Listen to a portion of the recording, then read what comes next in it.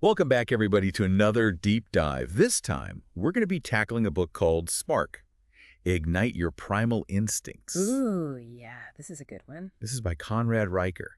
And we're going to, kind of go through the book and look at some of the main arguments that he's making about masculinity in the modern world and how that relates to, relationships and just society in general. Yeah, definitely. It touches on a lot of hot button issues for sure, things that are being talked about a lot, debated a lot. I think Spark kind of gives a good overview of, I guess you could say like the red pill perspective. Yeah. For those who are familiar with that, you'll find a lot of familiar concepts in here. But yeah, I think it's a good starting point. Yeah, for sure.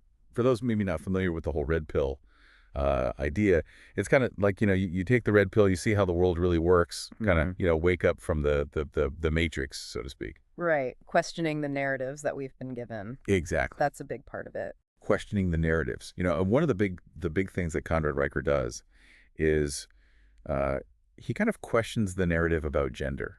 Like how much of it is real and how much of it is kind of imposed by society. Well, yeah, and he takes the stance that there are fundamental differences between men and women, and that the idea that we're all perfectly equal in every way is a myth. Right, and he kind of goes against the grain there. He does, and he uses some evolutionary biology to kind of back that up. Right, because from the very beginning, men and women have had different roles to play just in terms of survival. Right. The men are generally, physically stronger and they're more prone to risk taking. Yeah. And he argues, that stems from our evolutionary past where, men were the hunters, the protectors. They had to go out and face danger to provide for their families. Right. And so those traits were selected for. Right. And then, you've got women who are, biologically, they have the children. Right. And they're the nurturers. And so that kind of like shaped their instincts and their priorities, over the course of human history. And so he's saying that those differences are still relevant today. Yes, absolutely. Even though we've tried to kind of downplay those differences, Right. in modern society, they're still there. Right. So like he kind of goes against the grain of what a lot of modern feminism is saying. He does. And he's not afraid to tackle that head on. Yeah. And he talks about like the decline of the traditional family. Right. And how that's had a negative impact on society. Yeah. He blames a lot of that on feminism as well. Interesting. Yeah. It's a pretty strong statement. Yeah. So like he's definitely not afraid to go there. And he also talks about how boys are being kind of feminized in a way, like they're being discouraged from being masculine. Yes. He calls it the war on boyhood. He says that boys are being, pressured to suppress their natural masculine traits. Yeah, like competitiveness and assertiveness. Exactly. And he gives the example of, boys being bullied or reprimanded for playing with toys that are considered traditionally masculine. Yeah, right. Like if they're playing with, toy guns or something like that. Right. That's seen as bad or aggressive. Right. And he's saying, no, that's natural. Right. Boys will be boys. Right. Exactly. And he argues that that's actually harmful to their development. Right. That suppressing those natural instincts can lead to problems. Yeah. Like low self-esteem and maybe even mental health issues. Right. Exactly. Yeah. Because they're not allowed to express themselves in a way that's natural for them. And so he's really kind of making a case for allowing boys to be boys. Yes, he is. Yeah. Interesting. So then he also talks about power dynamics and relationships. And he has some pretty interesting things to say about that. Yeah, he gets into the idea of female attraction and how it's heavily influenced by a man's power, status, and resources. Right. And that can be a little bit controversial. It can be, yeah. But he does kind of back it up with evolutionary biology as well. He does. He does. And it makes sense when you think about it from an evolutionary perspective. Women, historically, they needed to make sure that they were choosing a mate who could protect them Right. and provide for them and their children. Right. So those instincts are still there. Right. So it's not just, gold digging or anything like that. No, it's deeper than that. Right, right. It's about survival. Right. Yeah. Interesting. And so he talks about how these power dynamics play out in the modern dating scene as well. Right. He talks about dating apps and how, women are often very selective on those apps. Yeah. And he ties that back to those same instincts. Yeah.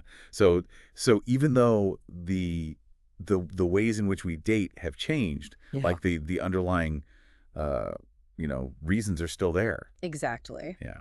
Interesting. So we've kind of touched on some of the main points here in this first part of our deep dive into Spark. And in the next part, we're gonna delve a little deeper into some of the solutions that Conrad Riker proposes. Yeah, the masculine rebuttal, he calls it. Right.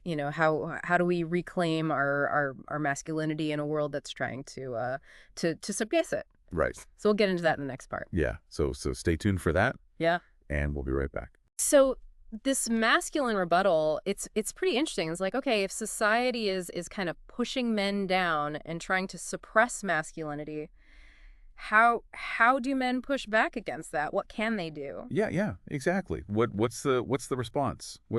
How do you fight back? Right.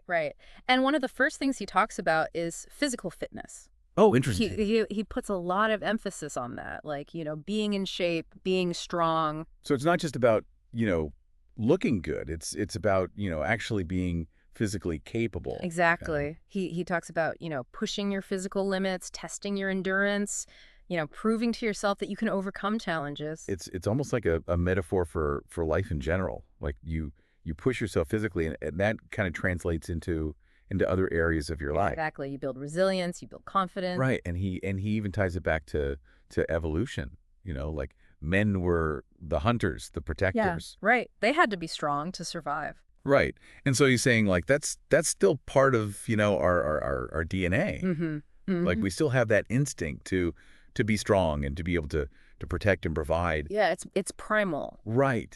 So physical fitness is like a key part of this masculine rebuttal. Absolutely. It's foundational, he says. Okay. And then what else? What else is part of this? Well, another big one is financial independence. Oh, interesting. He talks a lot about that. Being in control of your finances, not being dependent on anyone else. Yeah.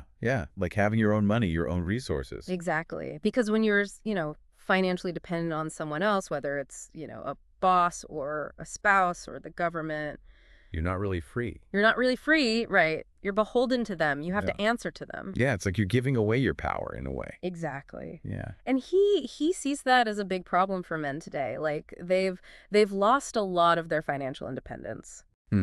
So this is like a key part of reclaiming your masculinity is taking control of your finances. Absolutely. Okay, interesting.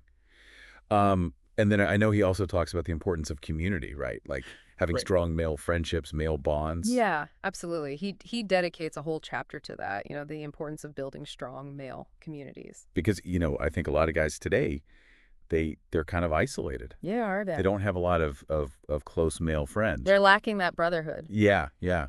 And so he's saying, like, that's really important to have that. That's essential. To have those guys that you can, rely on, that you can talk to, that you can, do things with. Yeah, to share your struggles with, to celebrate your victories with. Yeah, to just be yourself around. Right, Yeah. right, to have that camaraderie. Yeah. And he even talks about the importance of mentorship, like older men mentoring younger men. Yeah, like passing down the wisdom, the knowledge. Right, passing on the torch, so to speak. Right. And so this whole idea of community, it's not just about having fun with your buddies. It's about like a deeper kind of connection. Right. It's about growth. Yeah. It's about support. Right. It's about becoming better men together. Exactly. Yeah. And this all ties back to this whole, primal instinct thing, right? Like men are wired to be part of a tribe. Yeah, we're social creatures. Right. And we need that connection with other men. We do. It's in our nature. Yeah. So we've got physical fitness, we've got financial independence, we've got community. What else is kind of part of this whole masculine rebuttal? Well, he also talks about embracing our primal instincts, Okay. like not being afraid to be masculine, Mm-hmm. to be assertive, to be protective, to be a leader. Okay. Yeah, yeah. And he's not saying that we should, go back to the caveman days, Right. but he's saying that those instincts are still there for a reason. Right. They're part of who we are. They're part of who we are, and we shouldn't deny them. And he's saying like trying to suppress them is actually harmful. Exactly. Yeah. That's interesting. So it's like finding a way to express those instincts in a healthy way. Right, right. Yeah. In a way that's appropriate for the modern world. Right, right. But not denying them, not pretending that they don't exist. Exactly. Yeah, yeah. And then I know he talks about this whole alpha male thing. He does. Which can be kind of a loaded term. It can be, yeah. But he's not talking about, being a jerk or dominating others. No. He's talking about something else. He's talking about being a leader, being confident, being assertive, being protective. Right, but not in a like a bad way. No, not in a toxic way. Right, right. It's about being the best version of yourself. Exactly. And inspiring others to be their best. Right. He sees the alpha male as a positive force, as someone who sets the standard, who leads the way. Yeah, and it's interesting because he's kind of saying that like this whole alpha male thing is almost like a reaction to the emasculation of men. Yeah, it's like a pushback. It's like, okay, yeah, society's trying to make men more feminine, more passive, and so there's this counter movement of men who are like, no, we're going to be men. We're going to embrace our masculinity. Yeah. We're going to be strong. We're going to be leaders. Right. And so it's an interesting dynamic. It is. It's complex. Yeah, it's complex. So basically what he's saying is like men need to kind of rediscover their masculinity, their purpose. And they need to do that by, focusing on physical fitness, financial independence, building strong communities, embracing their primal instincts. Right, and understanding the power dynamics that are at play, in relationships and in society in general. Right. So it's a whole package. It is. It's a whole philosophy of being a man in the modern world. Right. Yeah, it's really interesting. So so in the next part, I guess we'll kind of delve into what he sees as the future of masculinity. Yeah, what's the end goal? Right, like where does this all lead? Yeah, what's the vision? Right, yeah, exactly. So stay tuned for that. So as we wrap up here, I'd like to kind of get your take on what Riker sees as the future of masculinity. Like where do we go from here? Yeah, he definitely paints a pretty I guess you could say optimistic picture. Like he believes that men can reclaim their rightful place in society. Okay. So like what does that look like? Well, he talks a lot about the importance of traditional values. Things like hard work, self-reliance, personal responsibility. Yeah, those old school values. Right, but he thinks that they're more important than ever, Okay. because he sees a decline in those values in modern society. Yeah. And he thinks that's had a negative impact on men. So he's kind of he's advocating for a return to those traditional values. He is, but he's not saying that we need to go back to, the 1950s or anything like that. Right. It's more about like taking the best of those values and applying them to the modern world. Okay. Because he sees them as being timeless. They're not just something that was relevant in the past. Right. And he ties those values to, being a good father, being a good husband, being successful in your career. Exactly. He sees those values as being essential for men to thrive. Okay. And he also talks a lot about leadership. He believes that men have a natural inclination towards leadership. Yep. And that society needs more strong male leaders. So this kind of goes back to that whole alpha male idea. Yeah, it does. But again, he's not talking about being a jerk or being domineering. Right. It's more about like stepping up, taking responsibility, setting an example. Yeah, like inspiring others. Exactly. But he sees this as being really important, like for the good of society. He does. He thinks that the lack of strong male leadership is a big part of the problem, Okay. with a lot of the issues that we're facing today. Interesting.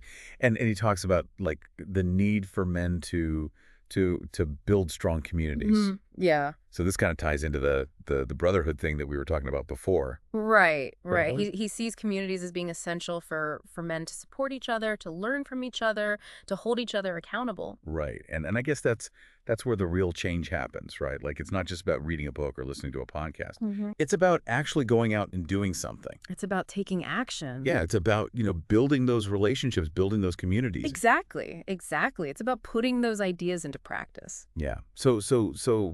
So Riker's book is really kind of a call to action, right? It is. It is. It's a wake-up call. Mm-hmm. It's a challenge to men to step up. To be better. Yeah, to be better, to be stronger, to be more masculine. Yeah, and to kind of reclaim their rightful place in the world. Absolutely. Yeah, that's really interesting. So, so for those who are interested in learning more about this and in kind of exploring these ideas further, where can they find the book? The book is available on Amazon Kindle and Google Play Books. Okay, great. Spark, Ignite Your Primal Instincts by Conrad Riker. That's right. All right. Well, hey, thanks for joining me for this deep dive. It's been a pleasure. Yeah, it's been great talking about this book. I think it's a really important book. It's a book that I think a lot of men need to read. I agree. So so yeah, check it out and let us know what you think. Yeah, we'd love to hear your thoughts. All right. Well, that's it for this deep dive. Until next time. We'll see you next time.